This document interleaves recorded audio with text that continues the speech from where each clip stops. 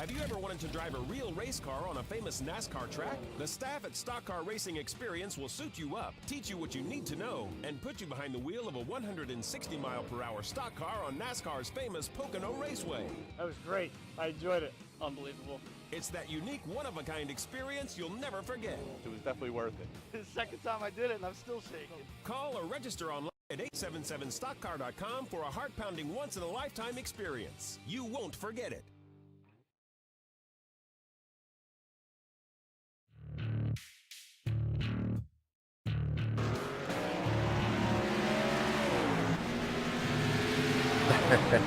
Yeah, a little bit better.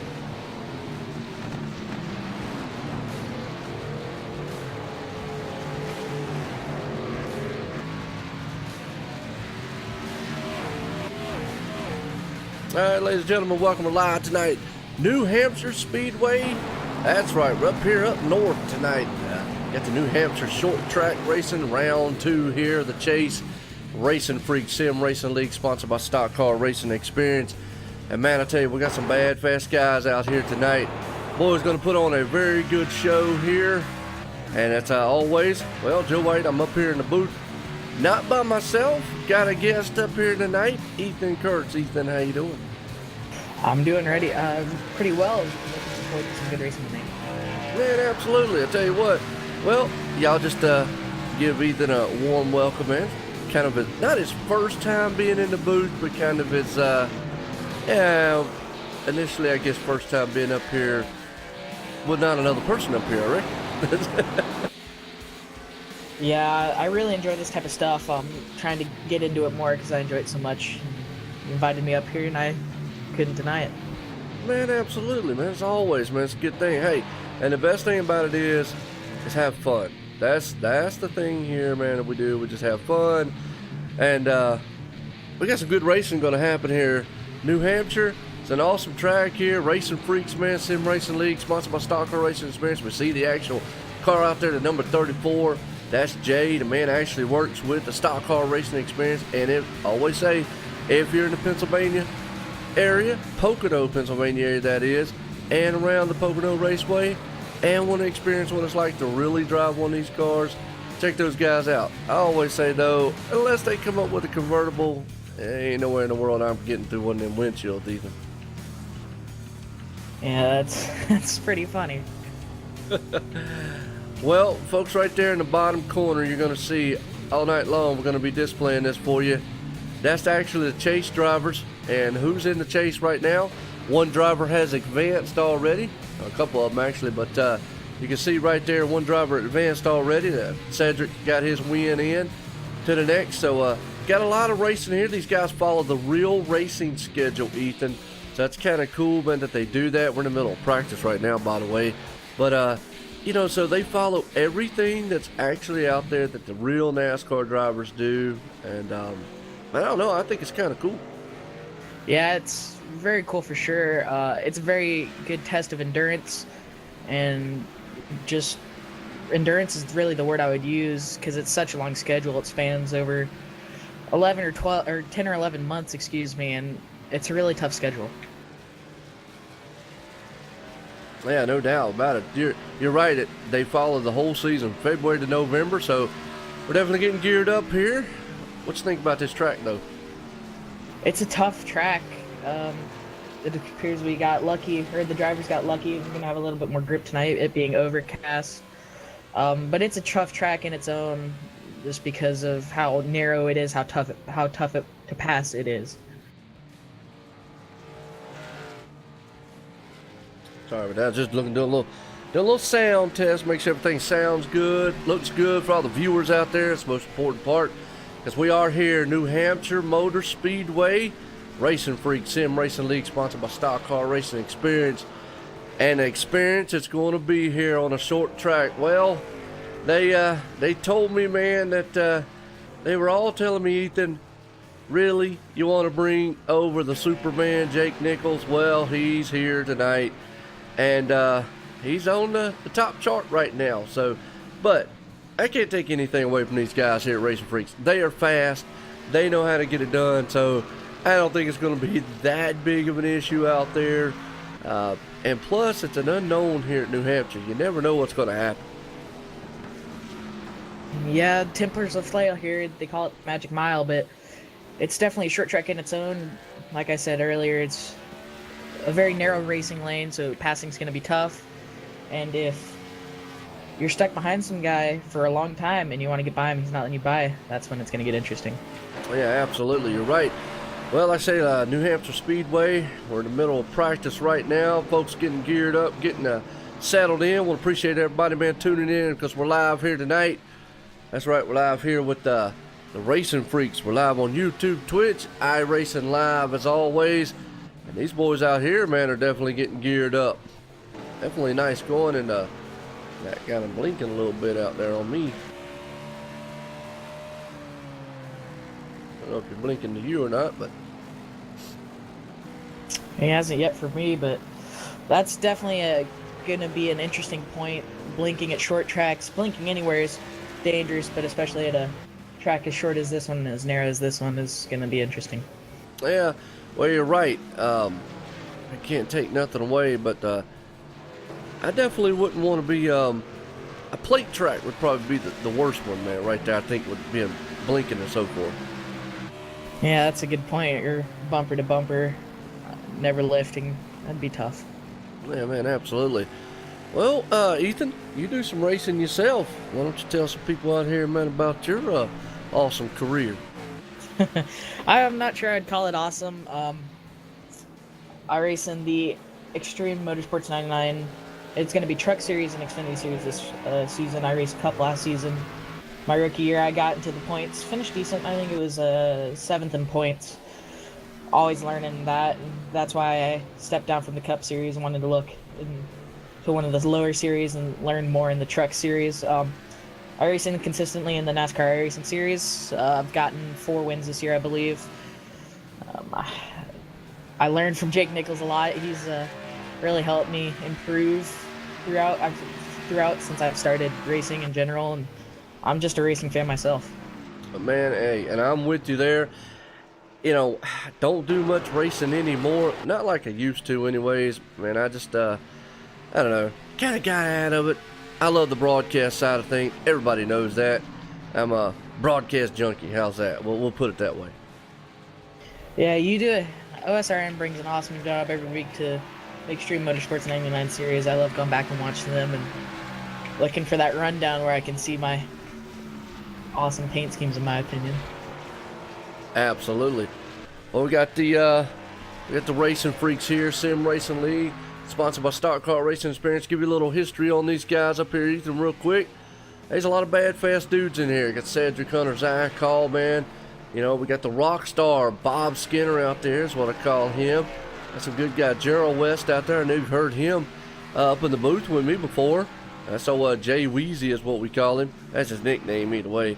But he's in here. Just to name a few, man. I could go through the list of drivers. But these guys, man, through the whole entire season, it's been phenomenal to be able to come out here and throw the show. As we're getting closing in on the season, we're going to crown a champ here. And it's going to be interesting things here tonight. It's round, obviously round 2 of the chase. They follow the actual NASCAR schedule. We're a week off from what the real NASCAR, so obviously they're in I think Chicago this week, I believe it is. And is that right? Dover. Okay. And Chicago last week, didn't they? Yep. Okay, so we'll be in Chicago next week. We're always a week behind, and we'll catch up to them. So I think they get done in November something, but we're done here November 25th either way. But hey, again, want to appreciate everybody coming out. Got Ethan up here in the booth with me, about to get set. Got some cool looking things here. Throw your little side by side action right there for you folks. Give you a little idea what these guys are going to see from the blimpy cam, inside cam, dash cam. And I know everybody's heard that old Yabo, man. That's Jay Weezy out there already talking up a cool breeze, and I think we're heading into qualifying. Yes, sir, we are. Absolutely. Well, we'll get you warmed up, man, before this thing's over with, you know? I can only hope. Come on, man. It's not that bad. Really, it's not. Look, all right, he's a little nervous, y'all. Okay, I gotta give him. You know, I understand. Everybody gets a little nervous and whatnot. It's okay. It's all right. I appreciate you saying that. I was really worried. I'm gonna get eaten alive. Man, who's gonna eat you alive up here? The viewers. If I mess up, I'm just gonna get attacked. Man, look, you're talking to the #1 captain on messing up sometimes. Oh man, talking about me messing up with names and everything else. They don't eat me alive yet, so I'm good to go. Cool. That takes a little pressure off of me. Oh yeah, man. Well, it's like I said before, we're gonna have fun up here in the booth.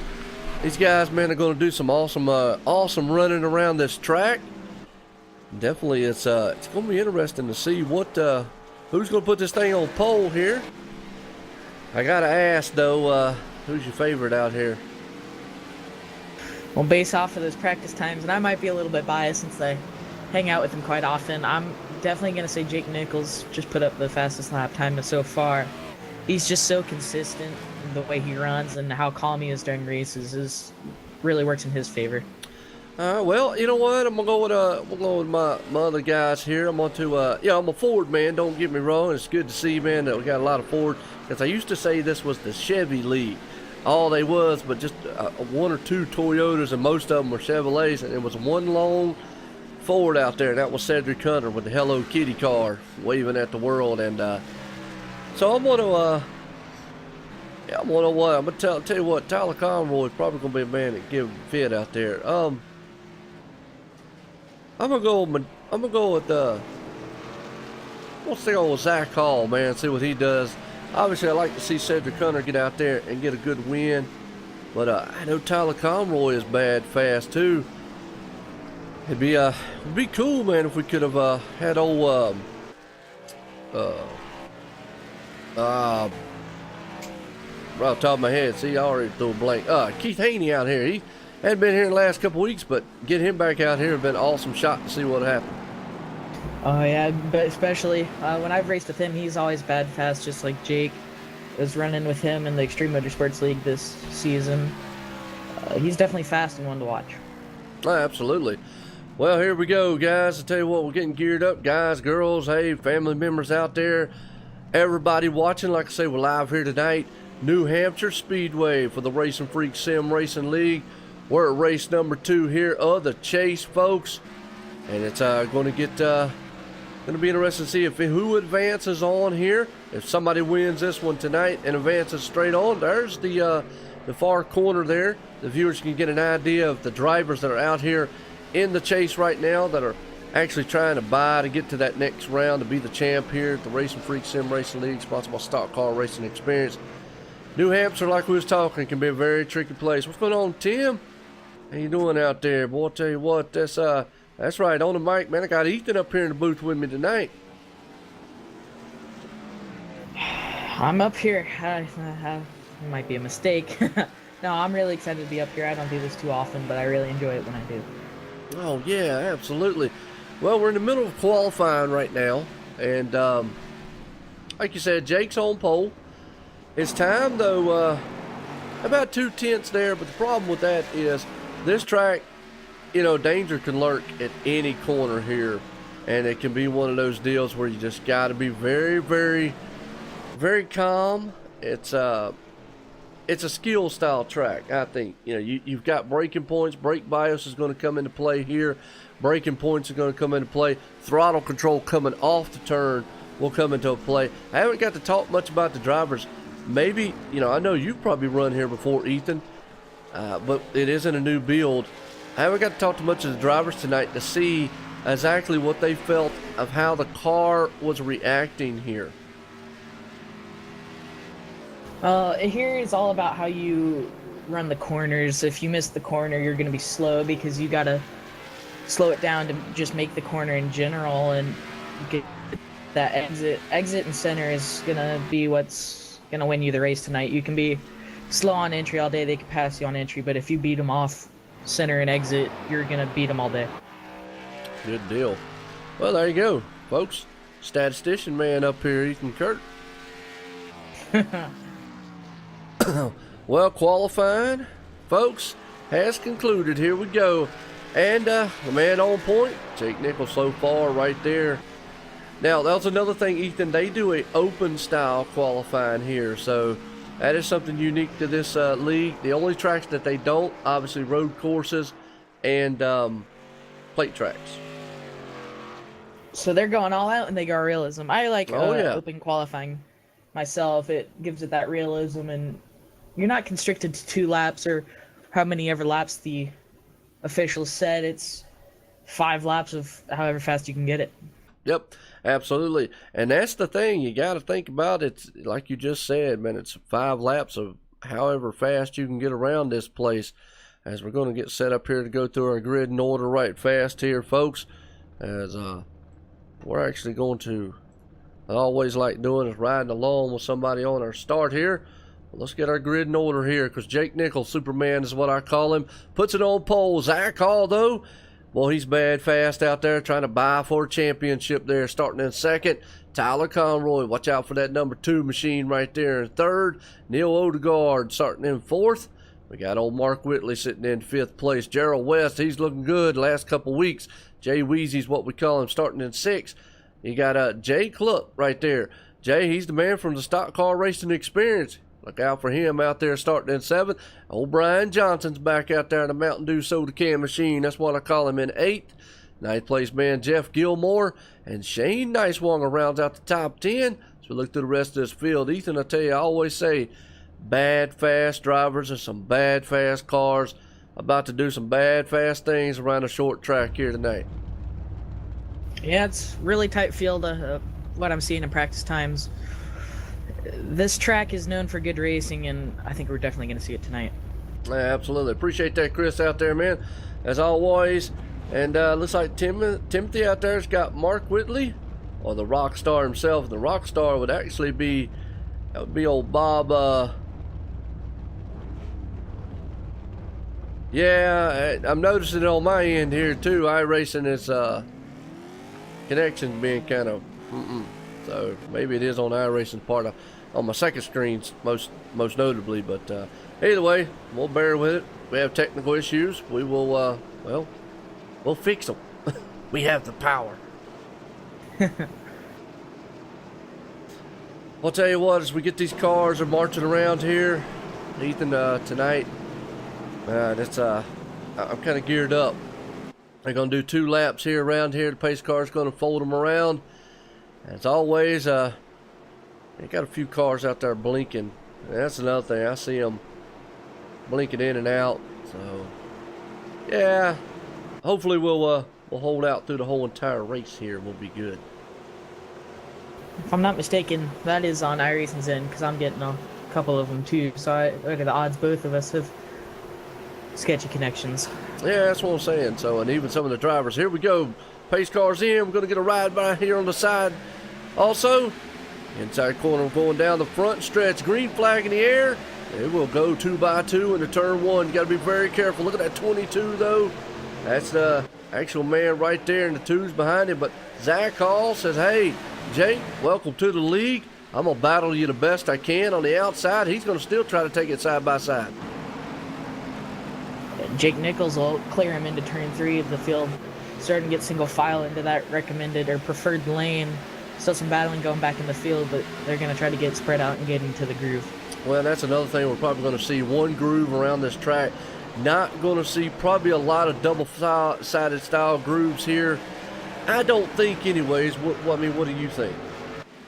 Well, the groove that I know in is what we like to call the diamond, which is where you enter low, you move up in the corner, you shift up a lane or 2, let the car run up the corner, and then hit the gas, exit as straight as possible to keep the speed in and off the exit of the corner.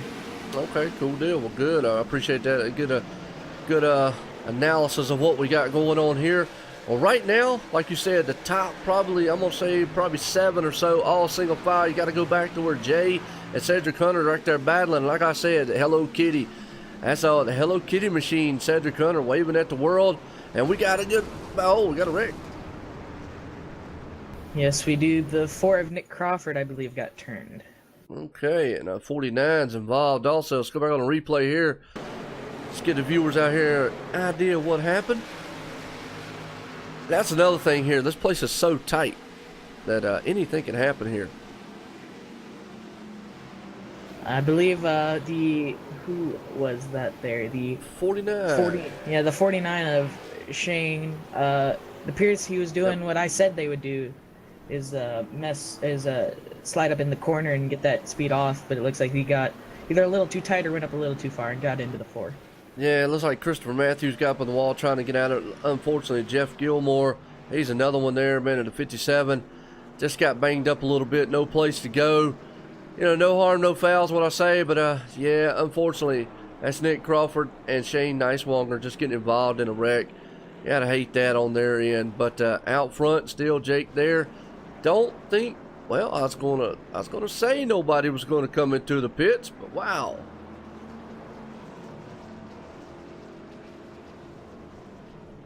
I got you. Okay. Everybody's in the pit road here. Okay. Oh. Very busy place.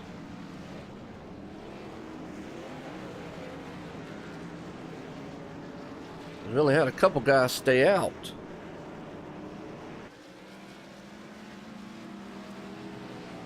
What's going on, Gypsy? How you doing? 4 came down to 49. Yeah, just a little bit looked like a racing incident. You in the 77. Oh, okay, Mark Whitley in the 77. All right, cool. Well, I appreciate everybody coming out here tonight. Definitely got a awesome run here, as always.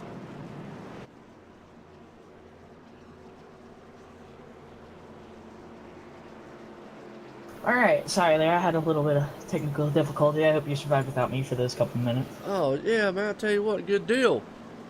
Hey, no problem. Like I say, everybody has technical difficulties every once in a while. Even I do. Well, folks, the one thing not so technical is we're live here tonight, New Hampshire Speedway. Back at it again here, as these boys are going to get back at, well, they're going to get back at it again. Like I said, these, as a pace car is going to lead them around here. We're going to get a shot as a RacinFreeks Sim Racing League, sponsored by Stock Car Racing Experience. And what an experience it's going to be here at this track. And like I said, there in the far corner, folks, you can definitely look and see those are the chase contenders. Those are the guys that you want to check out. And I'm over here dropping stuff already. But anyways, we're about to go back to green flag.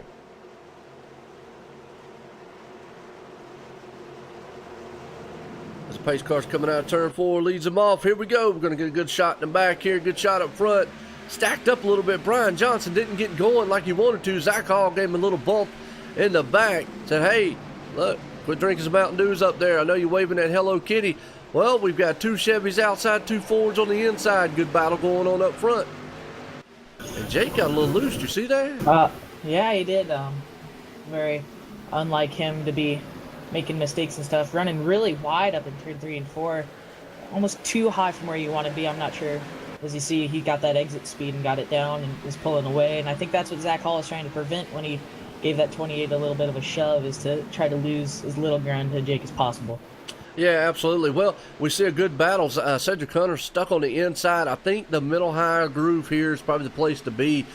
And normally is what I saw last time when we came to this track, and you can see Cedric's just stuck on that inside, can't get nothing done. It's almost like Martinsville. He's stuck on the outside to get freight trained around here. Brian Johnson up front. Well, he's got Zach Hall all over his back deck lid. Those guys back there are battling. Now, Jake's loving all this battling going on because it's just letting him climb away. Let's see, you saw the 32 of Zach Hall try to get a little bit of a run down there. Is Cedric Hall looking to the inside and try to make it 3. Zach Hall trying to get by the 28 of Brian Johnson to get to Jake. It's not working yet. Yeah, absolutely. Right there, Zach Hall's going to try the inside. Going to go inside with the 28. That's the Mountain Dew soda can man himself there, Brian Johnson. Hadn't seen him in a couple weeks, but he's back out here racing it up here at the RacinFreeks Sim Racing League, sponsored by Stock Car Racing Experience. We've got 150 laps here. Another thing, man, to let you know about Ethan, kind of something cool. They don't throw a caution now, but it is cool. Lap 1, they do segments here. So lap 35, 70, and 150. What they do is they give bonus points to the drivers in the chase for that. So it's kind of interesting what they do. They've done it all throughout the season. So like you said, trying to get that authenticity, so to speak, here of the realism.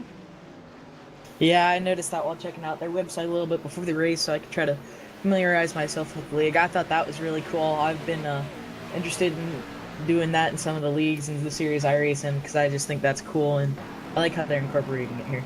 Yeah, absolutely. We're right along here on the one side, inside with Brandon Mullen as he's trying to pull that machine up there. Currently running in the 8th spot. And Jake's still out front. He's got Zach Hall. They've been trying to chase him down. And old Brian Johnson right there in the 3rd place. Good to see him back out here as always. And well, as I say that, here comes the 99 and Neil Odegaard. Where in the world he come from? Yeah, he dove it off into turn 1 and 2 there, made it stick, getting to the inside of Brian. And everybody's trying to get Brian, it seems. Yeah, it looks like Brian's having a little bit of trouble up there on the high side. Most notably, I mean, everybody else has been able to get around. It looks like he's having a little bit of trouble. He's taking that high groove. That's another thing. Now, this track has changed a lot. We talk about the dynamic tracks here. And, oh, Brian's around. Not sure what happened there. Brian may have gotten loose or something. We'll have to go look at the replay. Yeah, and the bad thing is, though, that collected Cedric Hunter. Good thing, like Cedric said himself, good thing he, man, had that win already in the bag here to moving on because, wow, look at that. Mark Whitley was right there. I don't think there was any contact or anything between them, but, oh, and Tyler Conroy, don't know if he made it through that or not. Oh, got a little bit of cars in the back. Oh, 49. And Jeff Gilmore just can't catch a break either. In the wall. Oh, Brandon Mullen involved. Slew of cars involved in that one. Yeah, it's one of those nice pile-ups. I wouldn't say nice, but one of those big pile-ups that you're going to see here. With that racing lane, like I said earlier, in the broadcast being so small, they're all going to be stacked up into the 1 or 2 lanes. And if somebody gets stacked up, there's going to be a whole lot of cars involved with that accordion effect. Yeah, absolutely. Well, we're going to watch the pace car on the one side here, and we're going to watch what they do down on pit road. Jake's leading the field off down on pit road as we're at lap 15 of 150. Looks like from what I'm seeing out here, and I tell you why. Well, while we're at it, why not bring up? Let's see if we can't go to the Zach Hall himself and bring it up. What? See if I've actually got the camera inside. I don't think I do, but I was like, nope. Well, we'll do it this way. Let's go with Zach Hall here. Let's see if we can't get a word with him and just see what that track is, because I'm curious. It seems like the track right now is just very, very slick. Zach Hall, Joe White in the booth. Got a copy? Yeah, Joe, I got you. Well, Jack, as I can tell you, right now it looks like from what we've seen out there, coming off the turns, the track's kind of slick, but I mean, it could fool us. What's it feel like out there to y'all? Yeah, there's a lot of grip. It's just kind of overclass, so we're carrying a lot more speed, I feel like. So it's kind of tight off, but it gets that snappy loose when you're that tight when the car's pushing. So just got to watch out and not carry too much speed off, and just make sure you get your car pointed right.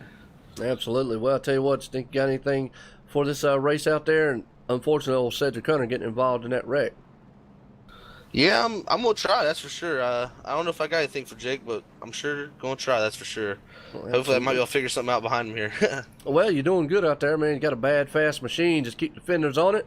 As always, hey, it's New Hampshire. It's a tricky place. Good luck out there, Zach. Thanks, guys. Alrighty. If I can't get him back down there in the right. I think he was in PRT. PRT, right? yeah, PRT. Okay. All right, good deal. Got him back in the right place down there. As that's old Zach Hall, and Zach Hall, man, he's a past champ here, by the way. Yeah, I noticed that little indication in TeamSpeak, and oh yeah, that's interesting considering. Let me tell you what those mean. That's right. I'm glad you brought that up, Ethan. The little, like the @ sign and the R. Obviously, the R means they're a rookie here in the league, and the @ means that they're an admin here in the league. Ah, okay. I was wondering what the @ meant. I assumed what the rookie meant, but that's nice to know. Yeah. Well, and you're not the only one. I mean, there's some other people out there that, all the viewers out there, especially, man, tuning in. So we want to definitely, man, appreciate everybody coming out here tonight as we're here live, New Hampshire Speedway, RacinFreeks Sim Racing League, sponsored by Stock Car Racing Experience. Tonight's been a good one. Jake Nichols out in front. Yeah, you heard right, Jake Nichols. I know. I talk about him on Thursday nights all the time, and he's here tonight on Saturday. So we'll see what he can do. But live New Hampshire, RacinFreeks Sim Racing League, sponsored by Stock Car Racing Experience. And an experience it's been so far, as these boys, man, are about to go off. Pace cars in. Here we go. Green flag in the air. Side by side on the start here, as we'll ride along with Brandon Mullen on one side and watch on what Tyler Conroy does on the front side here. Actually, Neil Odegaard gets a good run on the outside of him, though. Look at that. Nick Crawford back. He was involved in an accident early on, but he's back up our running again. He is on that restart. It always seems like one line doesn't go, depending on, it's either the outside or the inside. It seemed like the inside didn't go as well that time, and that allowed the front two to kind of get away, but Tyler Convoy's not letting them go. Well, I'll tell you what, if you just look, I think I got a feeling, man, Zach Hall's going to learn a lot from Jake up there, and by the time this thing's over with, it's going to be climbing all over the back end. Look at Brandon Mullen back there beating the back door of the 34 of that Stock Car Racing Experience machine in the back of Jay Klutz.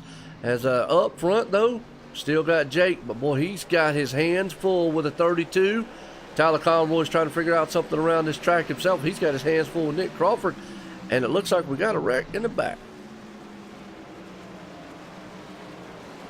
I believe it involved the 49 of Shane again. All right, let's go back on the replay here and see if we can't catch what happened. Got a few tore up cars, so. I believe Cedric Hunter was that's involved? what, yeah, Cedric Hunter. Man, I tell you. Well, when he said, man, that this was not one of his favorite tracks, he meant it. Let's go back on the replay and see again, because Hello Kitty tonight definitely has not been hello. Well, he took it 3 wide right there. Brandon Mullen on the inside, outside, took it 3 wide again. Not something you want to do. Oh, the 20 got into the 49. 95 there. 13 just slammed up in the wall. Cedric Hunter. Oh, Robert Moyer nowhere to go with the Skittle machine himself there. Wow. Just nowhere to go. Pile up. And, man, I'm going to tell you what, that's going to be one angry cat after this one. And he's definitely not waving at the world. Yeah, it appears started to wave at the wall. Yeah, I always call him. I get a kick out of that, right? As you can see, I get a kick out of the Hello Kitty. I always tell him, man, he needs to run that thing. And he did. He ran his other paint job for a while, and he brought it back. So it's been interesting to see, man, right now. But these guys, man, are doing, it's typical. What can we say? It's typical, man. I was about to say Martinsville, New Hampshire, because, I mean, these guys out here, they're just battling very hard. Oh, yeah, track position is huge here because, like I keep bringing up, but I still find it so important at this track. It's so hard to pass, and you got to get as many positions as you can, as quick as you can, because as soon as that green flag ground starts to set in, there's not going to be many opportunities at all. Yeah, absolutely. You're right. Well, lap 22 here, 150. Got a long way to go, and get some tore up cars. Good thing is they get one fast fix here. They do keep that in mind. Obviously, we still got our one segment. Excuse me, folks. Like I say, been dealing with a cold, and I guess evidently it's making me have brain freeze too, I reckon. Yeah, you keep bringing up those segments. We're closing in on the end of stage 1 here. Roughly 14 laps to go in the stage. Jake Nichols, as long as he doesn't mess up, appears he's going to run away with that stage. Okay, good deal. Well, we just got out there, man. That's Gerald West. He just said it's loose exit. That's what we're seeing up here too. Now, Tyler or Zach out there, when we talked to him earlier, he kind of was saying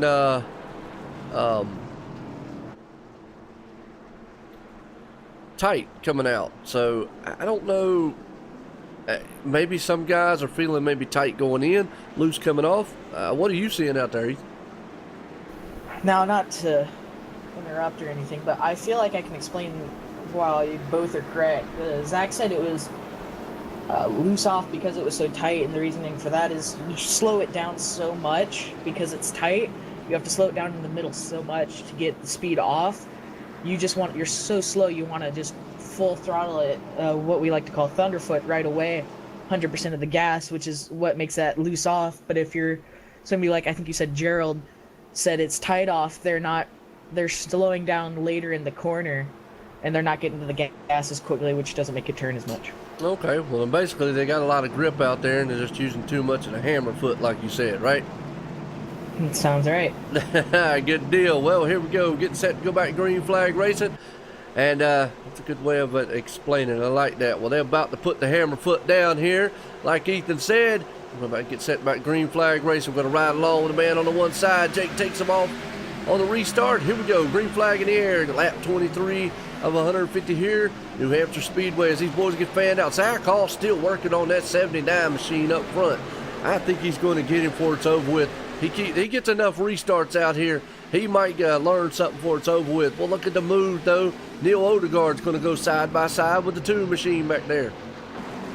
Yeah, I think that was the best restart Jake Nichols has had. He wasn't side by side in the 1. Yeah, he was side by side in the middle of 1, but he got enough speed to pull off on exit. Yes, he did. Tyler Conroy right there sitting in the 4th spot. Jake up front, he's definitely not getting the jumps that he wants. Now behind him, hey, I always talk about it.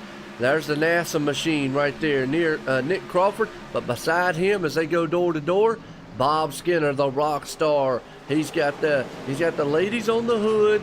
He's got them back out there in that Mayhem Motorsports machine. And I know, hey, as Tina's behind him at home, probably doing jumping jacks on the couch back there behind him, as she always does, cheering on Bob Skinner out here. It's always good, man, to see, like I say, the family members and everybody watching. It's awesome. Yeah, it is. It gives you that sense of being a family sport if the whole family can come together and root for the same driver, or even sometimes different drivers. Well, that's right. I tell you right. And right now, Bob Skinner's looking good as he's up there in the 6th spot. As we got old Christopher Matthews back here in the back. Here we'll try to, if we don't get another caution here sometime soon. Well, as I say that, looks like the 23's around. Well, he was around. Actually, a good save. Go back on the replay for the viewers and watch, man. I think he did an awesome drift job. Yeah, he did. The 77 of Mark Whitley did a very good job checking out to make sure he didn't hit him and complete the job and spin him all the way around. Yeah, let's watch here. We're watching this replay. Oh, some net code between him and Gerald. But I want to tell you what, you're right. The 77 got on the binders real quick there. Wow, just a very, very good job for that man. That's James Hackworth, by the way, in the 23 machine. Very good, very good. Well, I'll tell you what, Nick Crawford's working on Tyler Conroy up front. As we'll go side by side again here, just to show you what Christopher Matthews sees inside and the back. As we're watching this battle also between Tyler and Nick. I mean, Nick did a really good job rebounding from that early wreck he had. And rebounding, coming up, battling for 4th. Absolutely. Well, here we go. I'll tell you what, as always, hey, if you like what you see, hit a like, hit a share, hit a sub. If you don't like what you see, well, you always hit a dislike. That's fine with me too. Or, I've got golf on the network. You can watch it. Or basically go fishing. I don't know. Either way, it's exciting racing here. We're New Hampshire Speedway, RacinFreeks Sim Racing League, sponsored by Stock Car Racing Experience. Lap 30 here, 150, closed in on the first stage of the race. Now out front, Jake Nichols right now. He's got a 1.2 lead over Zach Hall. Neil Odegaard sitting in 3rd, Nick Crawford 4th, Tyler Conroy rounds out the top 5. And down in the corner down there, folks, that gives you an idea of who's in the chase. And Ethan, right now, some of the chase drivers, one of them actually, Cedric Hunter, not had tonight. The good thing about him is he won last week. Yeah, it's a saving grace for him. You always want to win, but especially if it means as much as getting into the next round of the playoffs and being immune in case you wreck like he did, that just adds a whole nother importance to winning. Yes, it does. As always, it's a good league here, good guys. We follow the whole entire running order. Like you said, right out front, though, Jake's got a pretty good lead here. New Hampshire, But he's got Zach Hall right there, just trying to measure him up a little bit. His old Bob Skinner sitting in the 6th place spot. He's working on Tyler Conroy, trying to move it on up. As these guys, man, definitely are running around this track. They're kind of fanned out. That's normal for New Hampshire. Fanned out a little bit, single file, because, you know, it's a one groove style track after a while. Yeah, it's really a one groove style track from the beginning. Depending on the way your driving style, you may be able to work a different line than everybody else, but for the majority, that's why track position is so important, and getting a restart, getting a good restart is so important, because it's going to be so hard to pass. Yeah, absolutely. I'll tell you what, watching old Bob Skinner right here, man, work that thing around here is definitely doing what he has to do to get that car maneuvered around this track. Now, Bob Skinner out here, we call him the rock star. He's a very good guy here, Mayhem Motorsports. His teammate out there, and one of them is Brandon Mullen. Not sure about the other one, though. I think they do have one more. I always get them. Yep, okay. Well, Jake's down there hanging out with them. But you got Cedric Hunter and I have no clue who no Narv is. I don't know who that is down there. These guys are crazy, man. I'm telling you. Especially with the name like Nodnar, that's interesting. Yeah, that's what I'm saying. That's a unique style name, man. So I don't know. That's right. Let's see, we're going side by side here with old Bob. Looks like he's trying to close in there on Tyler Conroy for a minute. Now, I hate to be talking about Jake so much, but we just ended stage 1, 35 laps complete. He's going to take that playoff point, even though it doesn't apply to him, it being his first race in the league. Yeah, absolutely. Going to help him out. I mean, obviously, he's out here racing just for the wins, just for the celebrity status, so to speak, I guess is how you'd put it. But, yeah, I mean, it's good. Everybody knows, man, Jake is Jake. We talk about him. Obviously, he is a pro driver, folks. Peak antifreeze. Don't want to take away from anything out here, because it's always a good thing, man, to have a guy come out here like Jake. And what's the word I'm looking for? Test your ability, test your skill level, so to speak, out here on the track. Definitely something these guys, you know, I don't know if they want, but it's something they definitely enjoy to have time to time, is have somebody out here that can do that. And I mean, Zach Hall and all the guys back there, they're good runners. Again, we could sit here and talk about the whole entire race, but yeah, he is out here. He's doing a great thing. I enjoyed him coming over here, and the guys here at RacinFreeks, you know, they opened him up to come over here with open arms, so to speak, lack of a better word, to come over here and race with him. And I'm sure some of the competitors are obviously going to be happy about it because they're learning it. But at the time, right now, they're not so happy. Jake Nicholas continue to pull away, almost a 3-second lead. Yeah, the 3-second right now, 2.7, and Neil Odegaard right there with him.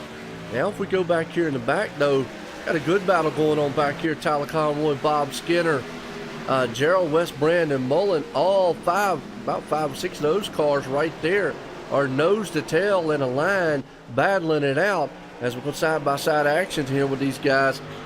Definitely a good shot to show you what these guys, men, are seeing out here and just how close it can get it. Now, we're on a pretty good long green flag run too, Ethan. Tire wear. What do you think about this place tire wear wise? It's not the it's gonna tear up tires, obviously not as much as a track like Atlanta or another mile and a half. I'm pulling a blank off the top of my head, but it's not the most demanding track in the world, but it's definitely going to tear up tires, and tires just being so big in iRacing and being able to have grip and speed, not being too slow. And that's one thing I've really had to learn personally in racing, is learning how to be fast and save tires at the same time, which I'm slowly learning. I'm getting there. I've definitely improved since the beginning of the year, but still not all the way there yet. Absolutely. Well, again, I want to appreciate everybody coming out here. As always, it's we're here live, New Hampshire Speedway, RacinFreeks Sim Racing League, sponsored by Stock Car Racing Experience. And an experience it has been so far tonight, as these boys, man, are definitely, I don't want to say running away from it, but they're definitely putting on a good show here. We're lap 43 of 150 in the books. And out front, like I said, Jake Nichols out there with Zach Hall sitting in second. Neil Odegaard right there. And I'm saying still a good battle going on here. Tyler Conroy's got his hands full with Bob Skinner. Gerald West right there following the tire track. Look at Brandon Mullen coming up, though. Yeah, Bob Skinner and Gerald West there looked like they got a little bit loose out of turn 2 there, and that gave Gerald West had to give the spot up to Brandon Mullen, and I believe that was Mark Whitley. Yeah. Yep, Mark Whitley right there following in with him a little bit. 77 machine. Talk a little bit about him because he actually is a bad, fast cat himself here. Old Mark Whitley. That guy, man, definitely can get it done in a car. It's about anything, man. Put him behind the wheel of it. And definitely looks good doing it. Brandon Mullen got that Jack Daniels machine out there. As boy, looks like they're about to try to take it 3 wide. There's teammates there. Bob Skinner. He makes it around Bob there. Brandon does. He's bringing old Mark Whitley along with him. They're going to try to run down that 2 machine.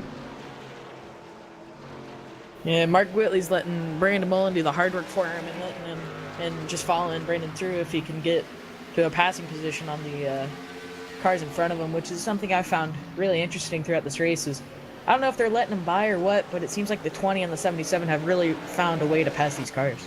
Yeah, absolutely. Well, right now, they're definitely been able to pass them with ease. As look at the Brandon Mullen trying on the inside there, the 2. We'll go side by side and see what it is. He does. He's going to take it door to door with the 2 of Tyler Conroy. Yeah, I noticed Brandon Mullen entering harder than the 2 of Tyler Conroy there. Looks like Tyler's going to clear him for now. Brandon's obviously not going to give up. Mark's going to go on the outside of Brandon, but it's like I said before, it's all about corner entry. Well, right there is going to open up that door for the outside. Thing about it is that outside might be the preferred place. Looks like, though, Brandon gets a good run going into the turn and is able to get that bite that he needs to stay down low. Problem is he needs that high groove to let that car kind of drift off coming off the turn. Yeah, letting that car drift and letting it move around instead of sticking it in one place is really important to find speed here. Looks like Brandon might have given the 2 of Tyler a little bit of a tap in the middle of 3. It appears Brandon has found a way to enter hard and still get the speed, center, and exit. Absolutely. Good battle going on right here. Looks like Brandon's going to make that pass clear.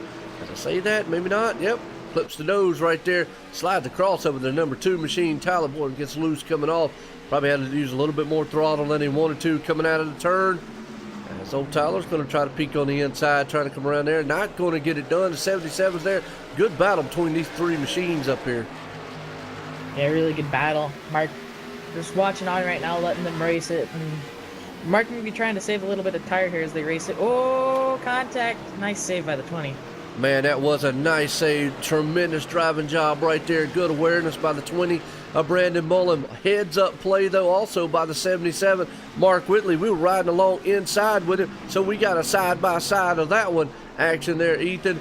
As I know Mark had to be thinking, really, guys?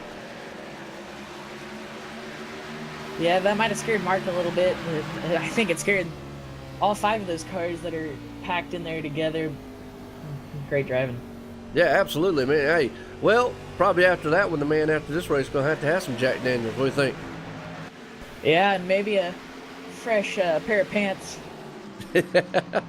Absolutely. There's old Brandon Mullen right there with that Mayhem Motorsports Jack Daniels machines. You got Bob Skinner right there on the backside. And we just saw him do an awesome save. Mark Whitley got around those. As we're still out front, though, Jake's got a good lead out there with Zach Hall. Neil Odegaard, though, trying to do everything he can to close in on Zach for the second place spot. And we're still watching this battle here. This is for 5th, 6th, 7th, 8th, and 9th place, respectively. They're bringing old Christopher Matthews up in the mix there, the 10th place spot. Yeah, Christopher Matthews lurking back there and watching this battle go down, trying to catch them and get his name involved in this conversation.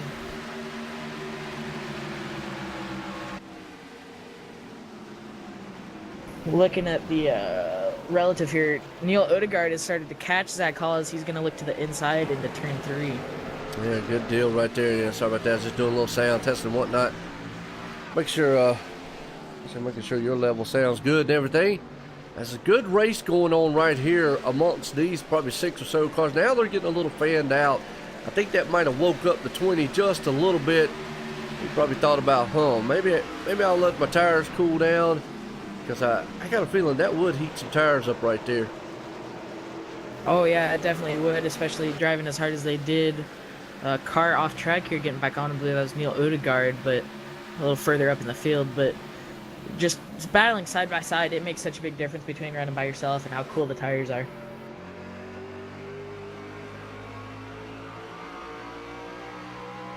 Yeah, absolutely. Well, I'll tell you what.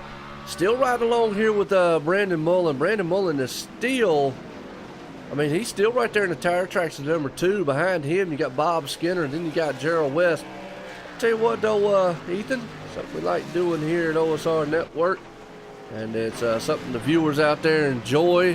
They like seeing, man, everything that's going on around here on the track, everything that's happening and whatnot. Let's do our OSRNetwork rundown order. So we'll go up front here. And that man right there, Jake Nichols, he put it on pole. He's out front right now. Got that number 79 out there in cruise control. Sitting in second place, Zach Hall, past champ here. Started second, sitting currently in second place right now. Third place man, Neil Odegaard, running really good so far. The 99, the 04 machine, and Nick Crawford sitting in the fourth place with that NASA shuttle machine out there. And the fifth place man right now, Mark Whitley, was watching him as he got by those guys. And right, as we was talking about it, Tyler Conroy in the 7th spot now, as he's in a good battle. Bob Skinner right there in 8th place, as the rock star himself. He's got the girls on the stars on the hood right there. Behind him in 9th place, Gerald West, Jay Weezy, that's what we call him in the nickname. He got his Smith & Wesson's man locked and loaded out here, trying to do good things, get a top 10 out of it here. Currently running 9th. 10th place man, Christopher Matthews there. As always, man, I love him running the OSRNetwork flag colors for me. That's awesome, man, that he does that. I appreciate it. The man, also a good military man there. Appreciate him in the service and whatnot. Currently running in 10th. 11th place man, James Hackworth. That's the old Hot Wheels machine himself running in 11th place. 12th place man, Randy Fayosh. That's it. Cartoon Network, we call him, man, the Flintstone man on crack. Well, behind him, don't look too far, that's Jay Klutz right there in the 13th place with the old Stock Car Racing Experience machine out there. And hey, that's the title sponsor here, Stock Car Racing Experience. He's looking good in the 13th place. 14th, John LeBombard out there looking good in the Taco Bell. That man's got a new car every once in a while. First man comes out with a Taco Bell, then he comes out with a ABC store. But hey, either way, tacos is good. Said 15th place, Brian Johnson. Not been able to bounce back from earlier on, but he's definitely is, I don't know, he's not had the night that he's wanted. He's currently sitting in 15th right now. 16th place, Skittles man himself, Robert Moyer. That's the owner here and operator here at RacinFreeks Sim Racing League, sponsored by Stock Car Racing Experience. 17th place right there, Jeff Gilmore. Not the night he's wanted so far. And tore up right now, one mean-looking kitty, and that's Cedric Hunter. Not the night he's definitely wanted. 18th, sitting in the pits. All tore up. So is Shane Neiswanger's the only one that's out tonight. And that's our OSRNetwork rundown orders. We'll take it back to that man right there leading out front, Jake Nichols. Got about a 7-second lead over Zach Hall, but he's in the middle of some lap traffic right now, Ethan. So he's going to have to be very careful and mindful of that. Yeah, I feel like he can be a little bit patient here since he's got such a big lead and take his time trying to get by. It looks like the 34 is going to let him go. But everybody started getting to that groove. We're sitting right at about a 40 lap green flag run now. Absolutely. And as we say that, Zach Hall's definitely picked it up a little bit here on the long run. So maybe he's trying to figure something out as the runs go on and as he gets a feel for the car. And watching Jake go through the lap traffic right here, I say he's got to be very careful going through that lap traffic. Yeah, he does, but he's still pulling away a little bit there, that last lap, and you can just set sail, and if they don't get out of his way, which I believe they are so far, which is really makes the racing for him more comfortable because he doesn't have to worry about them wrecking or doing anything that would ruin his race. He can just set sail. Yeah, absolutely. Well, these guys out here, the constant professionals and everything else out there. And, you know, I mean, the guys, man, definitely are, it's just, I don't know, they're just, they're not going to go out here and try to do anything that's going to tear up any cars or anything like that. No, on a little bit of a subject change here, I think we're seeing a little bit of the strategy played. Nick Crawford had gotten by Neil Odegaard for second, but he just came into pit. I'm not sure if he ever took gas to begin with. This is right around where the fuel window would be for him if he had never taken gas. But he's back to 14th, one lap down, but he's going to be on those fresh tires. Yeah, it is. Looks like we got green flag stops about to happen. Neil Odegaard's coming into pits. Got a little damage on that right side machine there also. Going to bring in a lot of the other ones here. See, Mark Whitley's going to be still clocked in the second spot right now. Now, you know what I know. Jake, he is one of the masters of waiting a very long time. Tire management is one of his things he likes doing. So that's probably, if anything that you could ever learn from him, that's probably the one thing that you could ever learn is tire management. If I was a person really wanting to come out here and learn, you know, not just so much the speed and whatnot, but just how he takes care of those tires and gets around this track. Yeah, it's a whole another thing to save tires. You can save tires all day. You're going to be super slow, but you can save tires for sure. But then you come out here and you watch Jake Nichols, who managed to does it week in, week out, no matter the track. It could be 1.5 miles like Bristol or Martinsville, or a 2 miler like Martinsville, or Michigan and Auto Club. But he manages to do it day in, day out, and is still faster than 90% of the field. Yeah, absolutely. Well, and, you know, with that note, I won't take anything away from any of these bad cats out here. Well, we're live here tonight, folks. New Hampshire Speedway Stock Car Racing Experience sponsoring here the RacinFreeks Sim Racing League. We're at lap 66, and we were talking about stages. Well, the next stage we're looking for is lap 70. Who's going to lead that one? I got a feeling, though, Jake's going to have to come into the pits. Maybe it's going to be somebody else going to lead this next stage here. That's kind of going to be an off cycle. As you know, and I know, this thing goes green. We had a few short cautions there. Obviously, cautions breed cautions, but you know, now it's been on a long green flag run.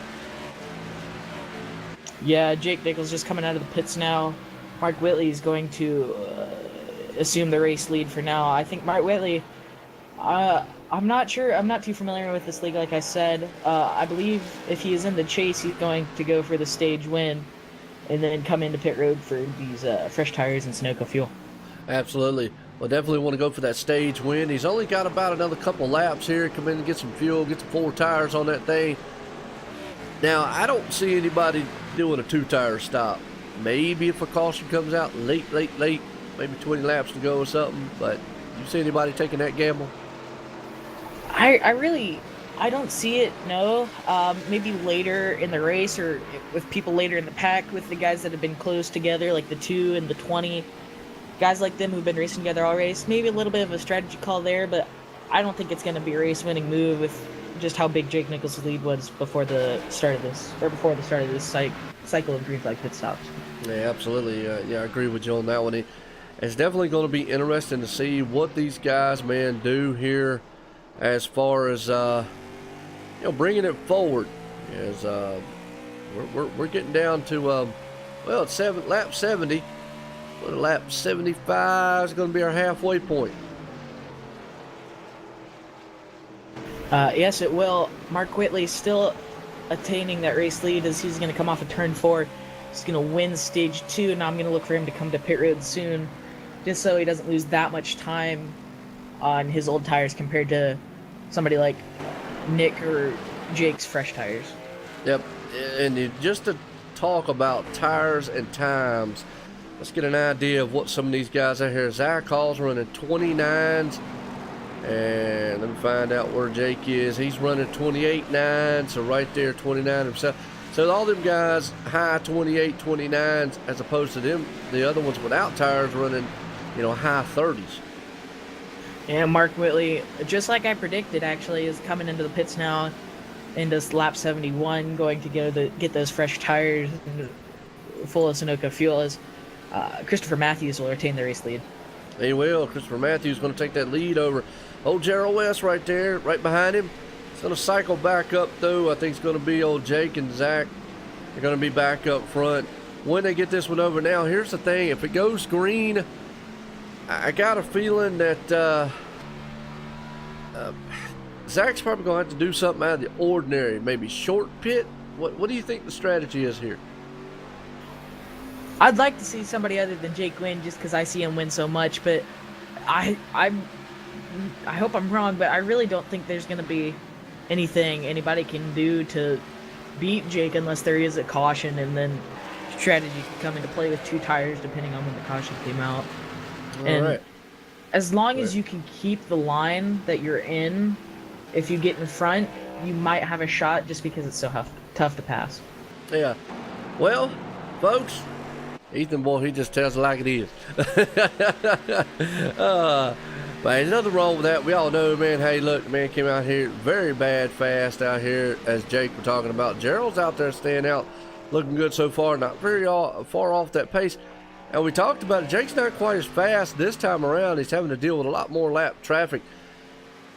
Another thing we have to think about here, the track changing. Remember, they implemented a dynamic track. You know, it's going to change throughout this course of this race. Rubber will be laid down. We'll start seeing that track darken up as the race goes on. So you're going to have to go out of here and climb around, maybe find a different entry, different groove. So we're already starting to see the middle of the track starting to darken up. Don't know if you noticed that there, Ethan. Notice it here by watching. But just something that you're going to have to keep in mind, that, hey, might not be as fast as what he was at the beginning. Yeah, and you notice the darkening of the track because of all the rubber that all these 1918 cars have been laying down. The diamond line I said earlier, and how you're going to slide up in the middle of the corner, I feel like is really being shown here, because at the entry and exit of turns 3 and 4, it's a much lighter shade of gray than it is in the middle, where they're running the very top of that light gray. I don't know if it's cement, whatever the compound is to use to make the track is much darker in the middle of the corner than it is on the exit and entry. Well, normally it's rubber. I mean, it gets built up and whatnot. You know, if it comes out with a clean track here, so riding along with Bob Skinner on the one side. It's old Tina, man, jumped out there. That's what I was telling you about earlier on there, Ethan. That's Tina. Tina's, we'll say the girlfriend of Bob Skinner. I don't want to say wife or anything, but either way, she roots on Bob, man, week in and week out there. And don't know, have you still made the Twinkies or not? We're still wondering. I heard Twinkies? Food? Yeah, What? they were baking Twinkies one time. Sounds like milk and cookies from Extreme Motorsports. That's right. There you go. Milk and cookies. Absolutely. Jake Nichols still catching Gerald West. I don't believe Gerald West is pitted yet, and he's just continuing to lose time as he doesn't pit, and Jake Nichols and Zach Hall, everybody else who's pitted, has caught him. Yeah, the thing about it is, I think he's pretty much out there just to try to get some bonus points, try to get some laps led in here.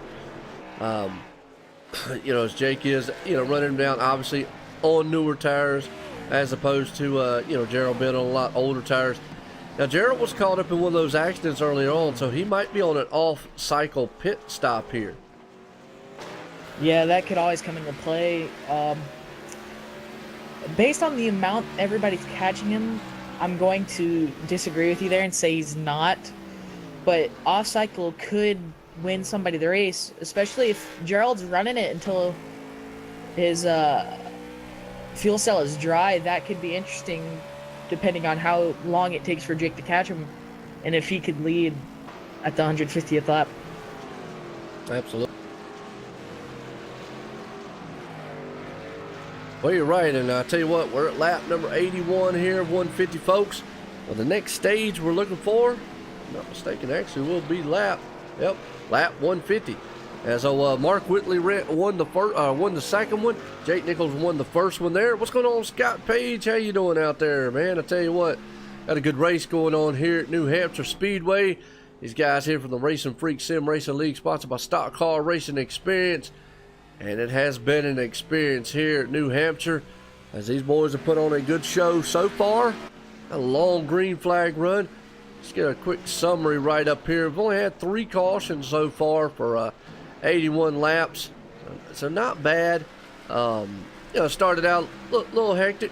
No, a typical short track racing there. Guys trying to fill this track out, but ever since then, boy, we've had some green flag stops. And this place has been hunkering down ever since, man, on green flag runs, Ethan.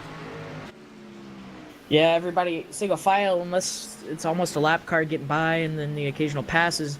Jake Nichols finally got by Gerald West that lap to retain the lead, and Zach Hall is going to be really far behind Jake, actually, at least a 10-second lead for Jake. As Gerald West, I believe, is entering the pits this time. Yeah, is entering the pits. He's finally going to give up the ghost there. Why not? Jake's ran him down, got by him. Might as well go in and get the tires in. I've got a good 3-car battle going on here. Tyler Conroy, Mark Whitley, Brandon Mullen, they're back at it again. We saw them before they did all these pit stops, battling it out amongst each other. And we saw that awesome save that the number 20 of Brandon Mullen had earlier on. He's out there in the Jack Daniels car. What we were saying earlier was, after that save, man, probably had, and look at Mark Whitley, talk about saves. Wow. Yeah, he got really loose there. I'm not sure what happened. I kind of missed that. Yeah, he got super loose off of turn 2 and had an amazing save to keep it off the wall and keep it going straight. Yeah, absolutely. It looks like what you were talking about before.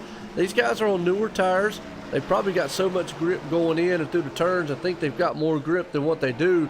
And they put that, what'd you say it was, the heavy foot or something like that? Thunderfoot, yeah. Thunderfoot, there you go.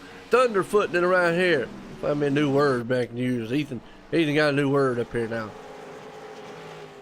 Oh, I'm contributing to Joe's vocabulary. That's there you go. Always interesting. Oh, Whitley, man, come off the wall and slams the outside wall in front of Brian Mullen. Almost lost that thing, but he's almost like a Darlington stripe. He got a New Hampshire stripe the hard way right there. Now, like I said, Brandon Mullen behind him, that man's probably going to be like, look, I'm going to need a whole bottle of Jack Daniels after this race. As many misses and saves that I've had to have. Oh, yeah, I feel like his luck might be running out eventually. Hope not. He's been running really well today. Still, Mark Whitley managed to keeping it straight still. Yep, absolutely. I'll tell you what, man, another man out there that running really good. We don't really talk much about this old Jay Cluck out there. Currently running an 11th place spot. Looking good, man. He's got the stock car racing experience machine out there. And he's running around here. And, good guy. Got to talk to him. And he works for the guys up at Stock Car Racing Experience. And they were actually talking about that. And he was actually talking about that the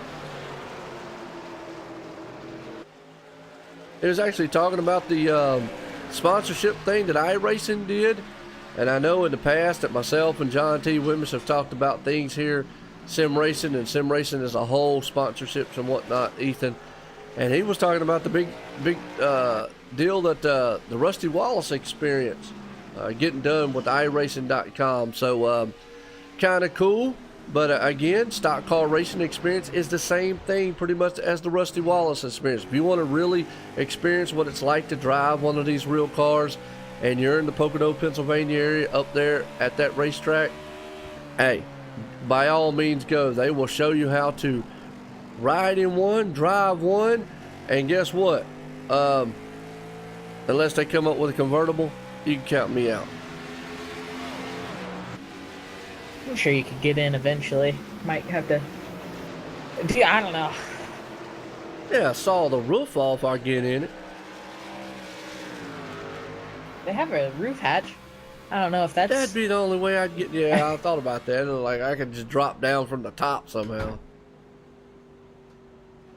Well, Tyler Conroy, man, I was watching him for a second. He was out there battling with Mark Whitley. And then all of a sudden he just let Brian Mullen go. Don't know if he got a little loose, tight going into the turn. They definitely had to give up the ghost there to those two cars. But yeah, we talk about it week in and week out. Hey, look, I ain't gonna make no bones about it. I ain't no skinny, small guy. And that window's for like young dudes like you, Ethan. Yeah, I'm not sure young dudes in. Tony Stewart is pretty old and he can still get in and out, but you really have to be an athlete to be able to maneuver in and out of that window net. No, absolutely. Well, and another thing, I'm an athlete to wheel one of these machines around here as long as they do. Very hot, very confined quarters that these guys, man, race in these cars. Good battle right now going on. Tyler Conroy, Brandon Mullen, and Mark Whitley. That's the 5th, 6th, and 7th spot. Old Bob Skinner right there in the backside of them. So we're kind of fanned out here, folks. Jake Nichols is up front. Hey, yeah, you heard it right. Jake Nichols. Everybody's thinking, probably tuned in going, really? The Jake Nichols, the one that, you know, drives on peak antifreeze, drives on extreme. Joe's always yipping yapping about, man, on Thursday night. Yes, the Superman, the one that I talk. But hey, he's out front here. He's not in his 73 machine, but he's in a 79 Ford here tonight. And looking good. But Zach Hall has been in his tire tracks right there, trying to learn all he can to run down that man. A little bit off because we've had some long green flag runs, Ethan. And you know, long green flag runs, green flag pit stops, well, that spreads a field out anytime. Yeah, it does. And really, the only racing there is, I mean, these guys, Mark Whitley, Brandon Mullen, Tyler Conroy, really found a way to stick together and keep the racing really good. And I mean, this whole field has been super clean throughout the night. It has been super clean. We had a few cautions, 3 cautions to start the race off. And those 3 cautions were pretty much cautions breed cautions type of things out there for a short track. But from that point on, and that's another thing Robert Moyer loves here. He prides himself on 1, how he runs the league, 2, on how well these guys do when it comes to cautions and how well they do as far as being out here. And that's the one thing about it. And definitely want to give a shout out as we're live here at OSRNetwork tonight, YouTube, Twitch, and iRacing Live. Definitely want to appreciate iRacing Live for what they do and allowing me and here at OSRNetwork and the RacinFreeks Sim Racing League, sponsored by Stock Car Racing Experience, to be on the portal here on the live here tonight on Saturday nights. And appreciate all the viewers out there too, man. Everybody coming out. See, we got a few of them out there. Some talk, some don't. That's okay. We know you're listening. And again, if you like what you see, hit a like, hit a share, hit a sub. If you don't like what you see, well, hey, there's another button over there. It's called thumbs down. You can hit it too. Don't hurt my feelings either way. But like I say, if you don't think this ain't exciting racing, if this don't get your blood pumping, your hair jumping up and down your skin, and make you have to think about going seeing a psychiatrist or a doctor, well, something's wrong. Yeah, it is, especially with how loud these cars are alone. I mean, it really gets you awake if you've been tired all day and watching these cars race around. Yeah, absolutely. I mean, just listen to the enthusiasm that Ethan has. Yeah, I try to be a little upbeat and happy in the booth so spectators don't fall asleep while listening to us talk over here. Oh, man. Hey, I'm going to tell you. Hey, please let me know if anybody's ever fell asleep, man, during the broadcast with me talking. Because I'd love to know that. If it is, I'm going to step my game up. Because that's one thing I like to try to do, keep it interesting and excited. And I'm about to throw out some more Joe-isms out there. I like Bob's new paint job. Looks like the Incredible Hulk out there. Got the girls back on the hood with the star. He's got the rock star machine rolling. Man, got the green machine. That's what I call it. See it from a mile away. Absolutely. Thing's a neon out there. He brought that thing out last week, I believe it was. He brought it back. It had been in a different paint job for a while, but he actually brought back out the I call it the green machine there. But he's out there riding a little alone by himself. He's in 8th spot, first man a lap down. So if there was a caution, it'd be the lucky. They call it lucky dog, or the what was the other term I heard? What's the other one that they use? Well, you could get the wave around if it was under caution. No, there's another one they use. Somebody in the chat, help me out.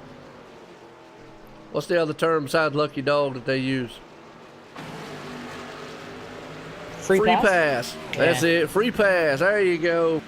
Yeah, I heard that the other day. I was reading up on that. It was interesting because I was actually reading up on the difference between the lucky dog and the difference between the wave around. Hey, what's going on, Kevin?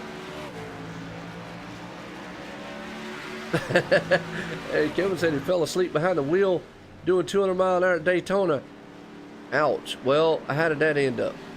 That'd be interesting. But what I was saying is I did a little research on the lucky dog and the wave arounds. After the flag TV said wave around. Yeah, the wave arounds actually cars that actually are, it looks like we're in the middle of green flag pit stops too.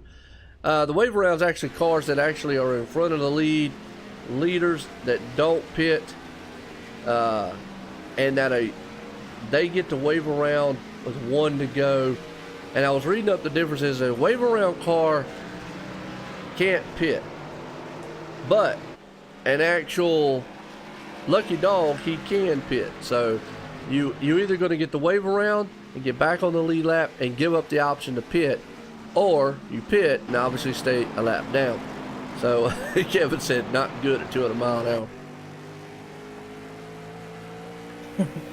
Now, I hate to change the subject because I'm having such a good time talking up here with you, but I'm still trying to figure out Nick Crawford's strategy here. It seems he's starting to break his green flag runs up in 40 lap segments. He should be able to make it from here to the end, but that makes me a little bit curious as to why he's breaking them into 40 lap segments instead of going all 61 to 63 laps, I believe, that they can run in this car. Well, let me ask you a question here then, because we definitely know that Jake and him would have to make another pit stop. So, I don't know. That's a good question. Everybody, I believe, unless somebody like Nick's taking less fuel to make the car lighter, everybody should be able to make it from here to the end of the race. On one more pit stop, that is. From here, if they pit from now on, they'll make it, is what I'm trying to say. Yep. Yeah, true. Yeah, I got you on that one. Interesting. I mean, that definitely is an interesting thing. I don't know. Yeah, maybe somebody in the chat maybe would, that's a driver out there, would maybe try to chime in on why he would want to make a short pit. Now, he was caught up in that wreck earlier on, Ethan. So maybe with that, he pitted at that time and it's gotten him off cycle. It's the only thing I can think of. I would agree with you, but I believe Nick pitted on lap 61. Okay. And it's only a lap 105, and you can go 61 to 63 laps. The short pitting with the tires, maybe what he's thinking here is the tires. He did retain second at the end of all those green flag pit stop, the main green flag pit stop run, but... Well, Zach Hall took a pit too. So he's short pitting it. Maybe these guys are feeling that Jake's going to run this thing out to the hole, and with that said, they might force the hand of Jake to what we were calling two tires, or go in earlier than he wants. That might be what they're trying to do, is force him in early. Jake will have to pit here at around roughly 10-15 laps, so everybody can make it from here, and I believe that's what everybody's going to plan on doing. Yeah, just interesting, because I just noticed Zach Hall, he came in the pits along with Nick, that we were actually talking about Nick Crawford. So it's going to be interesting to see what happens. I mean, because at some point it's definitely going to have to, more speed with more newer tires. You're right. You're absolutely right on that one, Kevin. Definitely more speed out of it, because we can obviously see definitely is helping Zach Hall out tremendously. As we were talking about it, here comes Jake. And Jake coming down to pit road. I'm assuming it's going to be 4 tires and fuel. I would be shocked if anybody did otherwise, unless they're trying to gain some type of advantage and had confidence they'd save their tires really well that run. Yeah, he took 4 tires, I believe Jake did. Yep, 14.1 pit stop right there.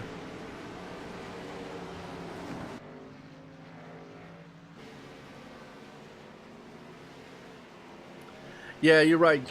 You're right, Tina. Definitely, the shorter the pit definitely helps on those. They're going to have to do something. A caution I will knock on wood. Hopefully it goes green flag the rest of the way. Caution definitely would help things here. I mean, we've been on a tremendously long, good long green flag run. And I know Robert's out there smiling ear to ear. A lot of the guys, though, in the backside are probably going, man, if we could just get maybe just one little bit of a, you know, break on a caution or something. Because even with that short pit, Zach Hall still didn't run Jake down. So even with that.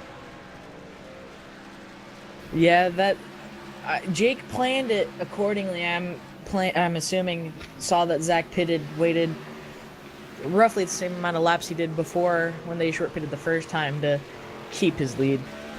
Yeah, the thing about it is now, every one of these cars can go the whole entire distance to the rest of the race.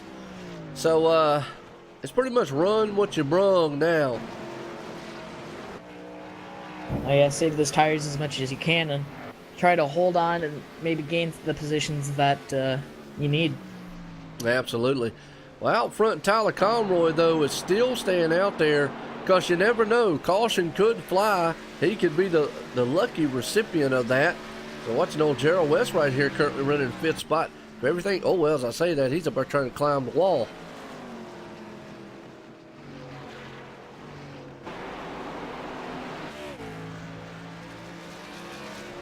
Did I lose you? No, I'm right here. Sorry. Oh, all right. Well, make sure you didn't fall asleep on me. No, I did not. I kind of zoned out a little bit. Oh, okay. See, zoning. All right. We got a good battle going on for the lead here. That's Tyler Conroy and the 77. Those guys up there are trying to muscle it, man, as if you have to come in toward pits. So we're kind of giving you an idea of the difference in lap times. Mark Whitley ran a 29.9 and a 30.1 that past time. Jake ran a 29.3 and Zach ran a 29, or actually 28.8 and a 28.6. So looks like Zach Hall's picking up the pace a little bit here. But you can see just the difference between new tires and old tires. Yeah, it sounded like Zach's trying to pick up the pace here a little bit and maybe try to catch Jake Nichols as much as possible. But Jake's roughly half a track ahead of Zach, and Zach's doing all he can at this point. He's got a nice, comfortable gap to the car behind him. Yes, he does, and it's a good run so far that these guys are putting on.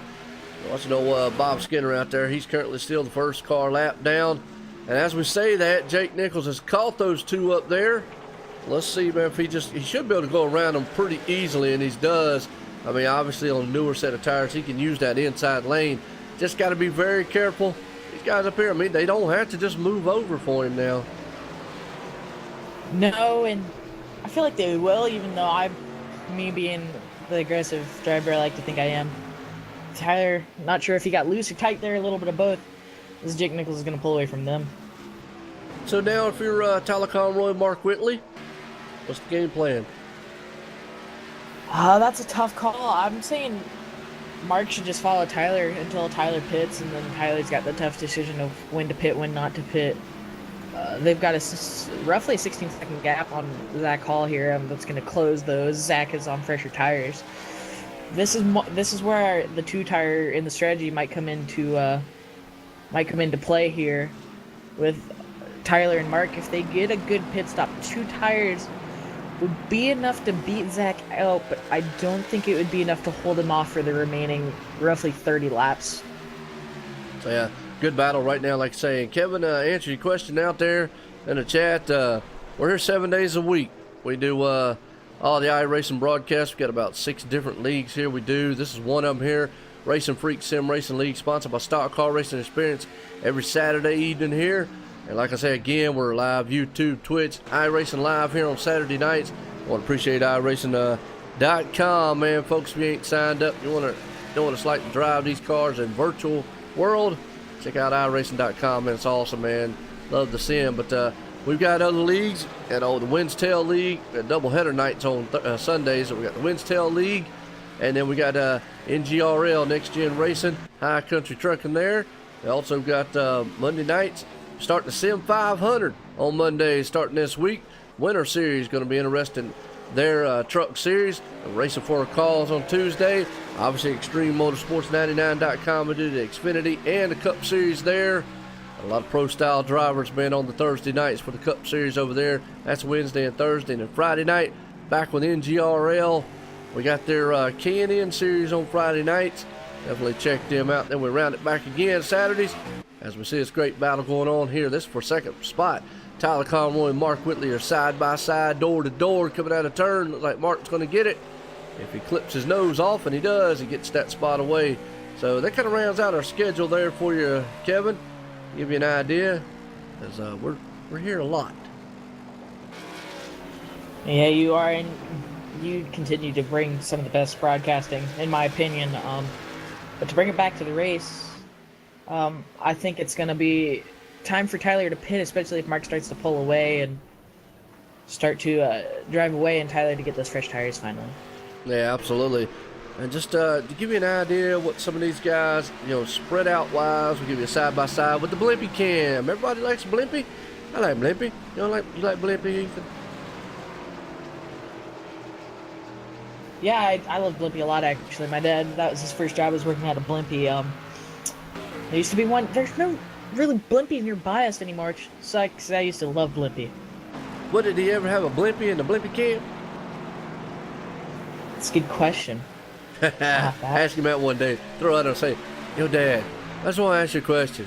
I know, man, you had an awesome job at the sub machine place, but did you ever have a Blimpie in the Blimpie cam?"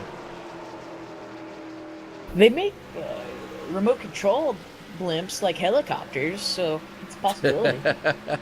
That's true. Well, that's what I call it. I call it the Blimpie cam. Everybody likes Blimpie.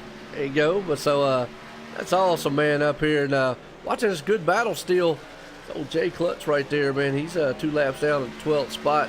Good looking machine out there. Like I say, he's running the colors for Stock Car Racing Experience.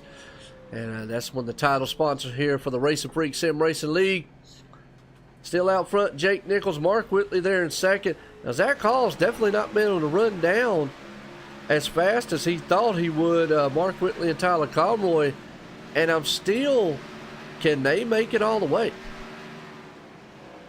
I'll have to go check what lap they pitted, but I don't believe they're both coming into the pits this time, so I'm going to go with a no. Keep that. Throw that out the back door. Never mind, folks. Just over 100 lap green flag run here, so good racing throughout the day. It has been really good racing right now as we're riding along here. Nick Crawford's still back there in the spot. Kim and well, as we say that, Neil Odegaard's going into, he went around him, and Neil and James Hackworth back there beating the doors off of each other.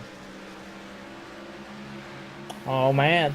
Racing started to get exciting as we start to close down on this race here. Yes, it is. We're getting down here. 24 laps to go, folks. Short track racing here, New Hampshire style. Awesome race so far.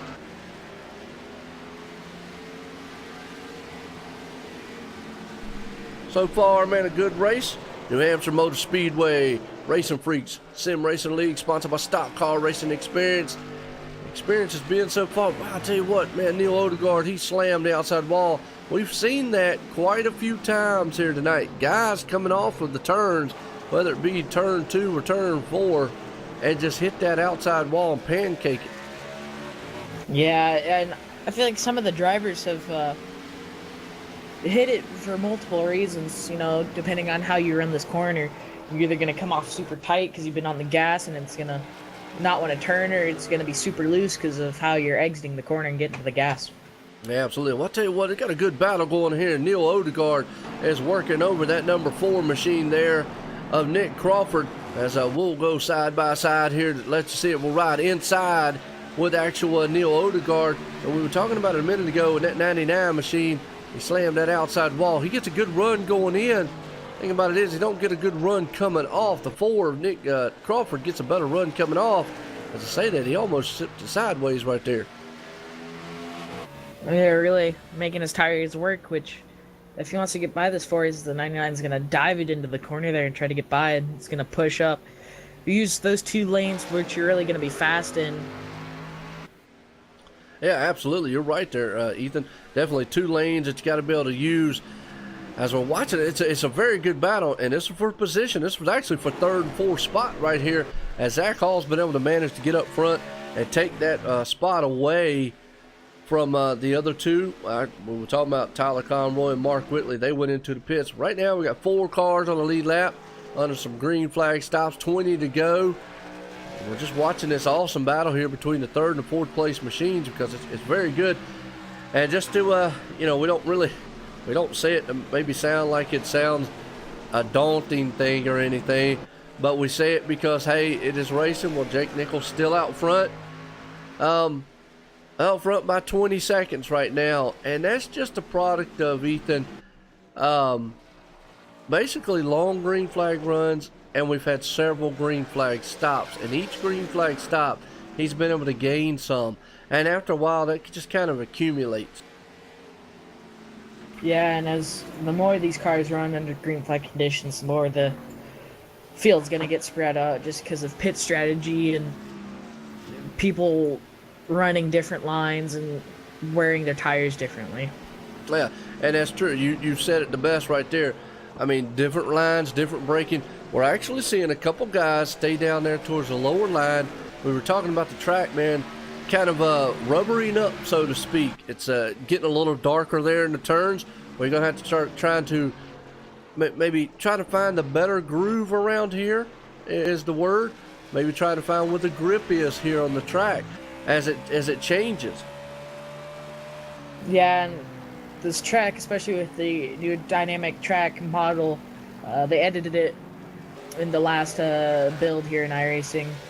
The track really changes now because the rubber gets laid down and you can really feel it different points riding around the track, so you finally get to really run different lines throughout the race, which is something I've been looking forward to on iRacing for a while. Yep. Oh, and I agree totally with you right there. Something that's been implemented very well, I think. I've talked to actually some of the guys, man, like Jake. I've talked to some of the other pro guys, man, over at SRA and whatnot, and they have all said the same thing.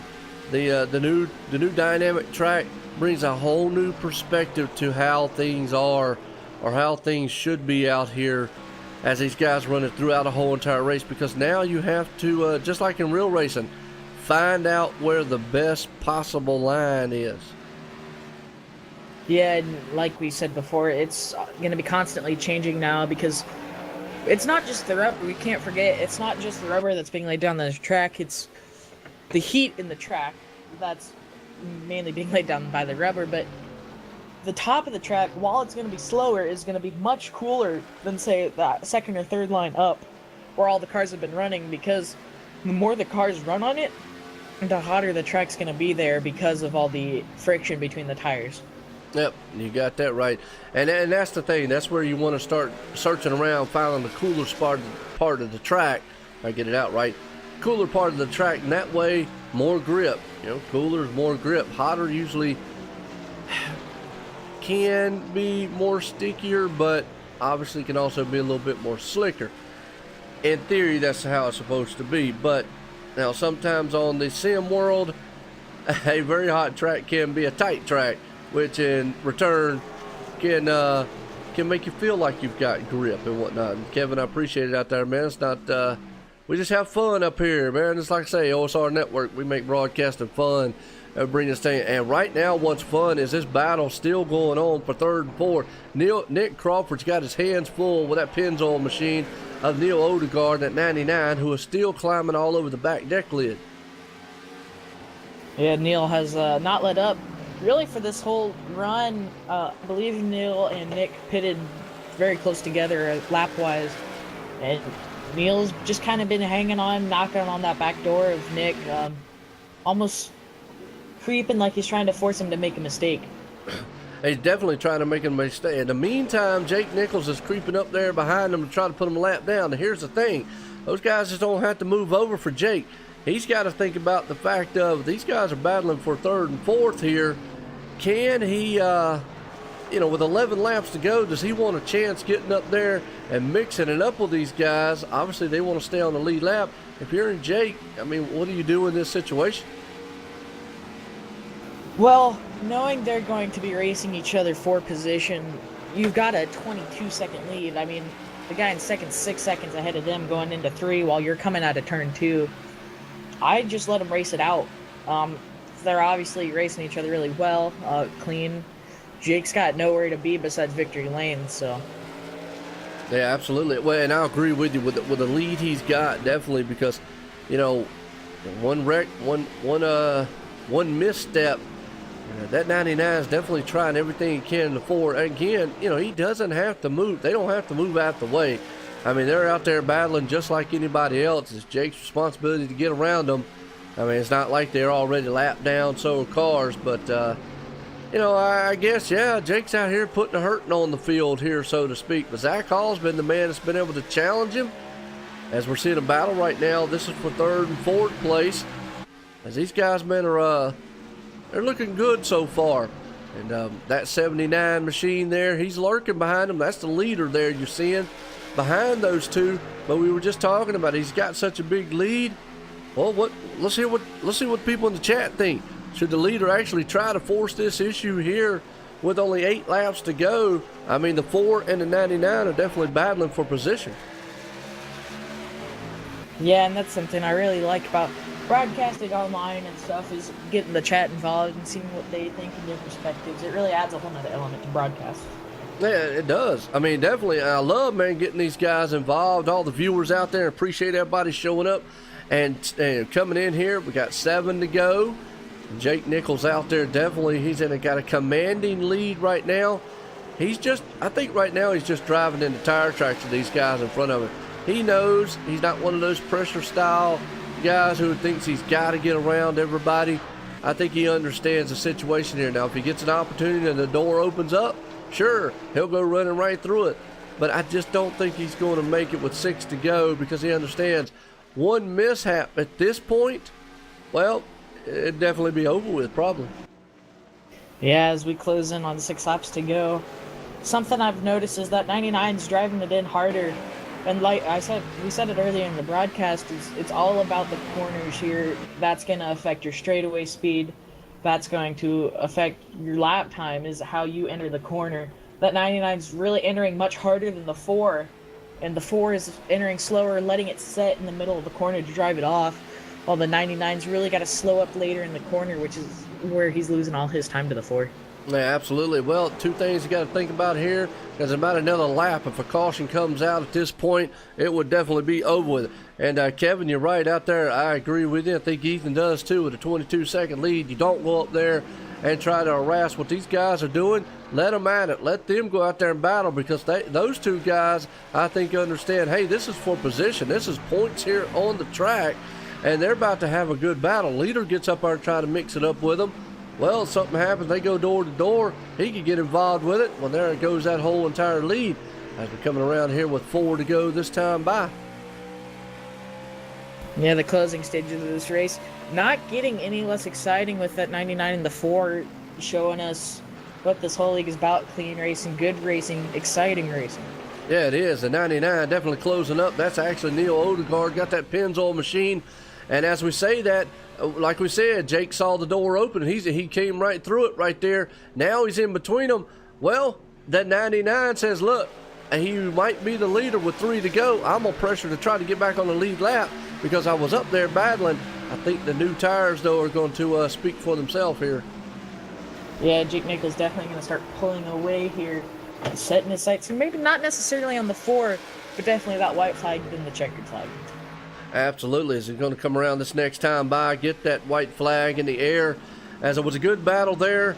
Well, the 99 finally made a slip up and couldn't get to the 4's back deck bumper. As we're watching along here as a man out front. Yes, absolutely some good racing. Very long green flag style good racing out here. As we're coming to the white flag here.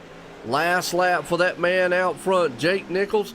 He's definitely been able to do what he's needed to do all race long, as he's going to take this thing coming around here. Turn number 3. I'm going to go side to side and show him up here as that man right there, last lap. He comes across the line. Number 73 is going to take it. Jake Nichols is going to take the win here tonight. But the man in second spot, though, that's going to be that man right there, Zach Hall. He did everything he had to do to make points and go to the next round here of this chase. Yeah, it was a great race today. Jake Nichols really showing his speed and what he's all about here. Yeah, absolutely, and definitely don't want to take away anything, man, from any of the other drivers here on this track. Did a tremendous job from the green flag on. Wow, folks, 3 cautions out here tonight for 150 laps total. I mean, that was awesome. And these guys, I mean, actually those 3 cautions were like right at the beginning of the race, so it really was one of those,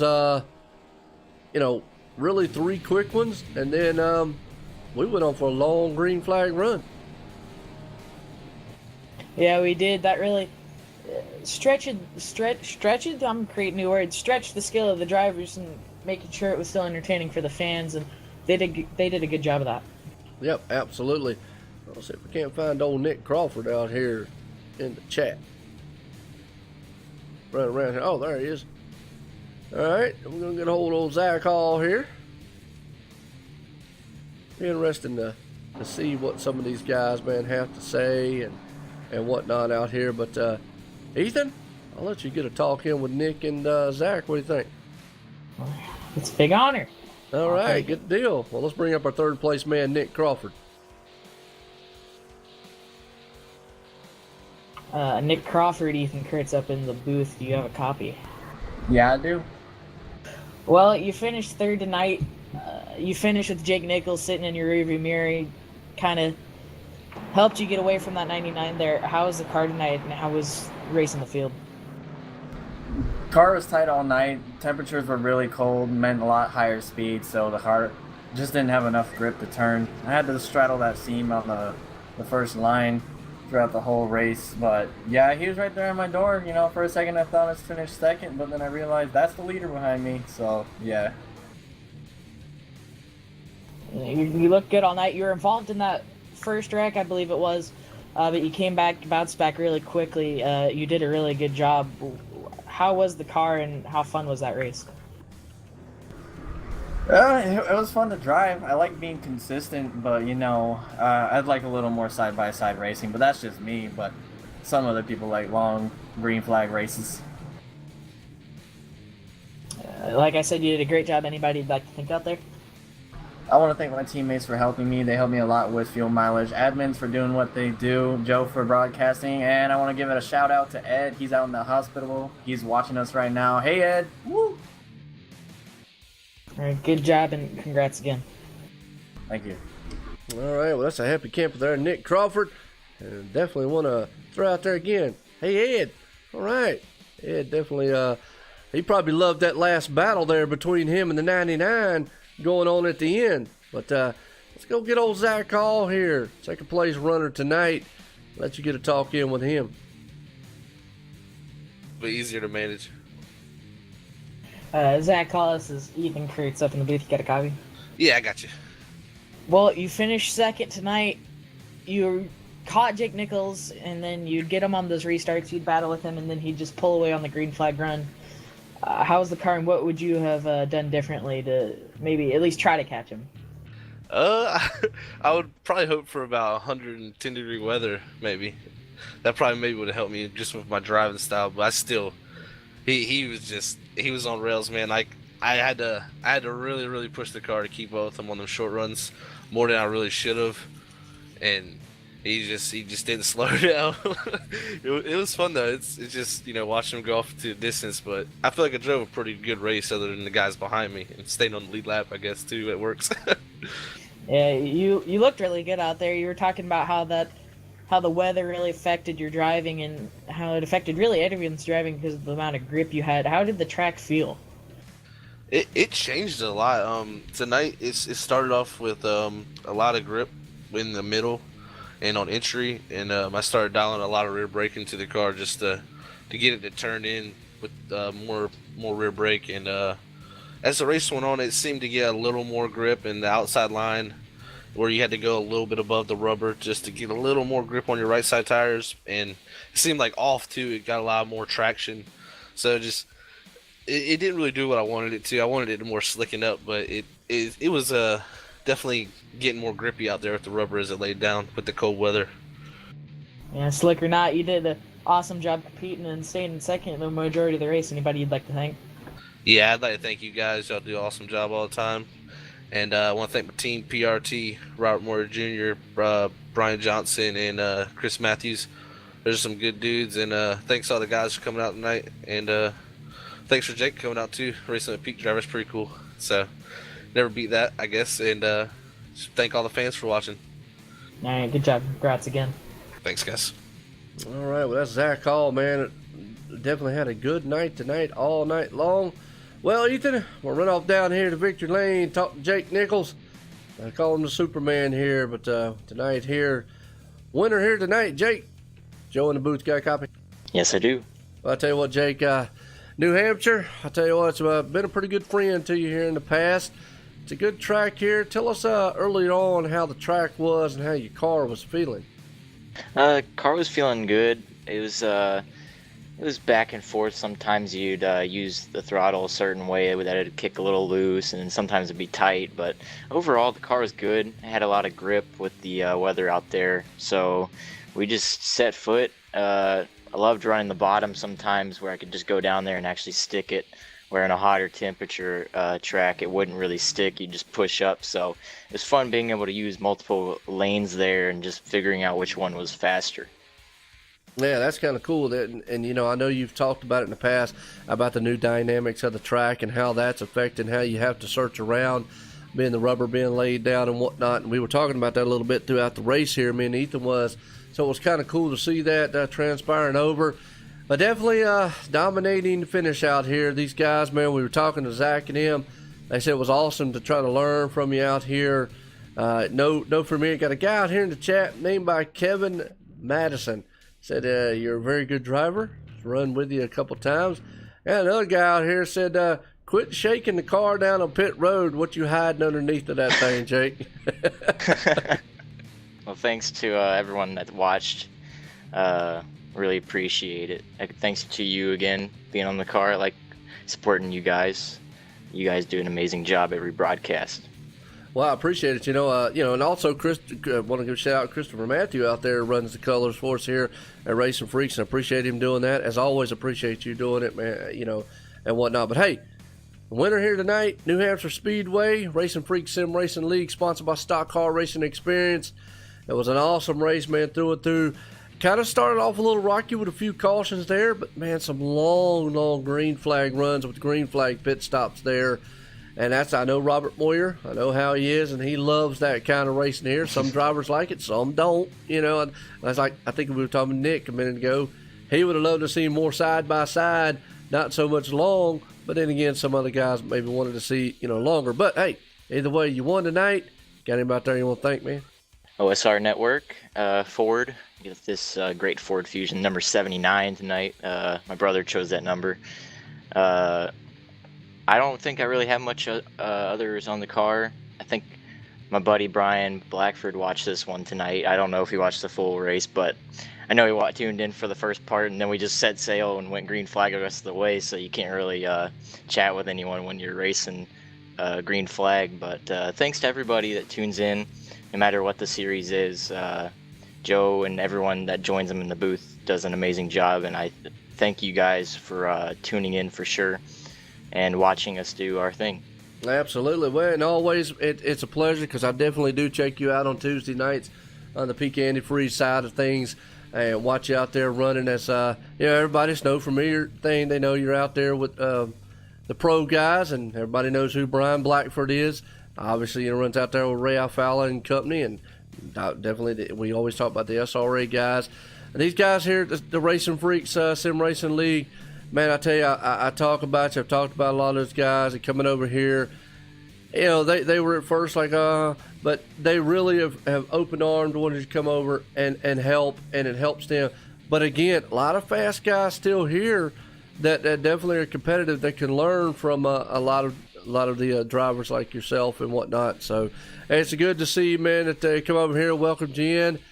And even though you're over here beating up on them a little bit, that's hey, it is what it is. But good run tonight, and it was an awesome race. Jake, again, congratulations for the win. Thank you. All righty, well, tell you what. There you go, man. The guy right there, Jake Nichols, is always very thankful for everything. Ethan, I tell you what, as we look right there, folks, in the far corner, if you check it out, that's the actual standings for the championship right now. As of now, as I call, definitely helped his matters to head off into the next side. And it's going to be interesting. Hopefully, Jake makes more of these races out here on Saturdays. I'd love to see him out here every week. That'd be awesome to have it. And Ethan, hey, love to have you up in the booth, man, on Saturdays if you ain't got anything else to do, man. It was awesome, man. You have been up here. You did a fantastic job. I think the viewers out there enjoyed it. Man, it was just a great race through and through. It started off a little rough, but, you know, we had the long green flag, some cautions at the beginning. You got any final words on it? I'd just like to thank you, Joe, for giving me the opportunity. I'm hanging out with the chat, watching a great race, and hopefully I can get and try to spare a chassis or two and hop and run a couple of these races. But like I said, it was awesome, fun to be up here. Great race. Thanks, everybody. Yeah, absolutely. And as always, I'll rehash that for him. As here at OSRNetwork, myself, Joe White, and Ethan Kurtz up here in the booth. Man, it was an awesome race here from New Hampshire Motor Speedway and the RacinFreeks Sim Racing League, sponsored by Stock Car Racing Experience. Tonight's winner, Jake Nichols. But hey, as always, definitely, we'll be here tomorrow night. We got the NGRL High Country Trucking Series tomorrow. They're in their chase also. So we'll be back tomorrow night. Folks, appreciate it. Everyone have a good night.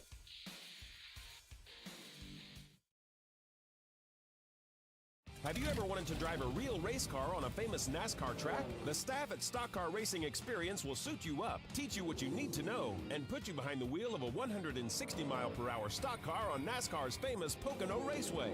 That was great. I enjoyed it. Unbelievable. It's that unique, one-of-a-kind experience you'll never forget. It was definitely worth it. It's the second time I did it, and I'm still shaking. Call or register online at 877stockcar.com for a heart-pounding, once-in-a-lifetime experience. You won't forget it.